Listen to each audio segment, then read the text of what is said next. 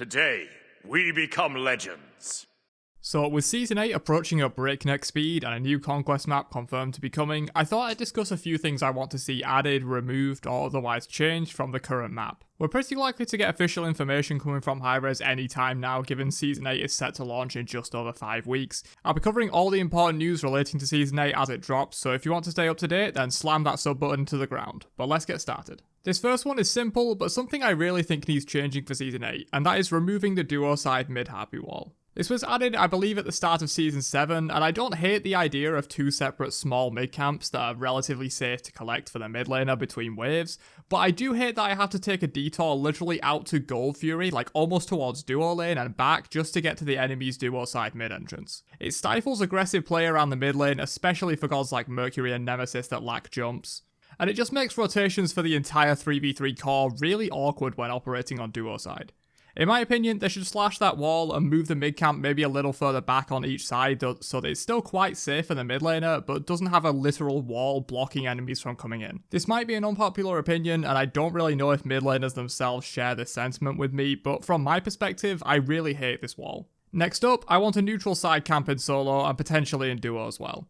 Totem and Chad Harpy are nice, but I'm talking something on the outer edge of the lane in a neutral spot. This could be a standard XP and gold camp, or it could even hold some small benefit, like perhaps your next minion wave has an extra phantom minion that doesn't give XP or gold to the enemy, but can help you push and get pressure. I think this type of camp, mostly in solo, but also in duo it could work as well, would encourage aggression and reward players that are actually willing to take a fight. It would of course be stealable, and the aggressor has to be worried about a steal from the defender, but that's part of the fun of it. Totem is often very one-sided, and the person to pressure it first usually wins because the other player gives it up for free due to the way it works, but a stealable XP and gold camp could make for some really interesting plays and could push some more lane pressure focused gods like Chak or Bellona back into the meta a little bit. And while this isn't exactly the same thing, I have an idea for an objective that could shoot minions from the side of the lane if you take control of it, giving you extra wave clear pressure. This wouldn't hit gods, but perhaps some kind of Tiki Pole or Spectral Archer is someone on the side of the lane once you take control of an area that can help you out in the lane. I don't know, I'm sort of just spitballing ideas here, but hopefully they make sense to you. Anyway, let's move on to a more broad change, and that's a larger map with enhanced movement systems to navigate it. Right now, the map is small. You can be in mid lane and roam to duo within 10 seconds, which not only causes a 3v3 group up we see in mid with support, jungle and mid lane, but also causes side laners to live in constant fear of ganks.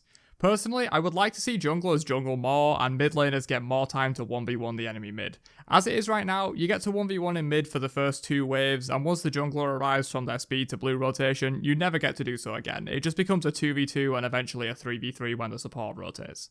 This is just the nature of the map, with mid being central and the easiest place to fight around because you're closest to all the objectives and lanes, but if the map was larger and it took the jungler say 15 or 20 seconds to get from lane to lane instead of 10 seconds, the laners will get more chance to shine in their actual lanes rather than just waiting for jungle ganks or rotations. Now with a larger map, there would need to be some new movement systems to support that. Right now, you just walk to a camp, clear it, walk to another camp, clear it, maybe walk to a lane and gank it. Other than movement abilities from gods, navigating the jungle is honestly just a little bit tedious and boring.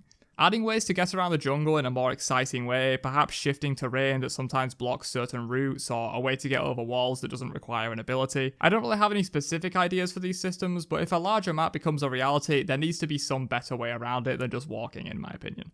Next, on a similar theme, I want to see roaming objectives, jungle monsters, or events. This is another thing I'd love to see to make the jungle more dynamic. With the mid-season 7 changes to the jungle, Hi-Rez made an attempt to spice things up, and some of it worked, some didn't, but I hope this wasn't the end, but the beginning of a revamp of the jungle. A roaming spider monster that drops webs on the ground where you kill it, which slows enemies that walk over it but won't slow allies, or perhaps one that provides vision of the area around it for a time after being killed. This way you could strategically kill it in a certain spot to get vision. The specifics of this stuff isn't something I thought out meticulously, but the general idea of roaming monsters and or dynamic events happening in the jungle would make it so much more interesting in my opinion, and in combination with a larger map could make junglers actually want to stay in the jungle a bit more, which would allow laners to do their own thing a little bit more too as a result. Right now, I just feel like no matter what lane I'm in, I could get ganked at pretty much any time, even with strong walls, because the amount of time it takes for a jungler, or anyone else for that matter, to roam from lane to lane is just far too short. Alright, this final thing is one I saved for last because it's incredibly unlikely to happen, but it's verticality in the Conquest map. Now, there's two different interpretations of what verticality could mean for Conquest.